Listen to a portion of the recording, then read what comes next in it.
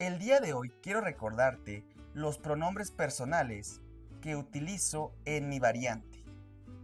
Son los siguientes: ne, yo; te, tú; ye, él o ella; te Juan, nosotros; no me Juan, ustedes; ye Juan, ellos o ellas.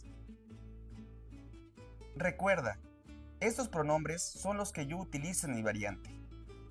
Si estás aprendiendo otra variante y los conoces de otra manera, en forma escrita, me gustaría que lo comentaras.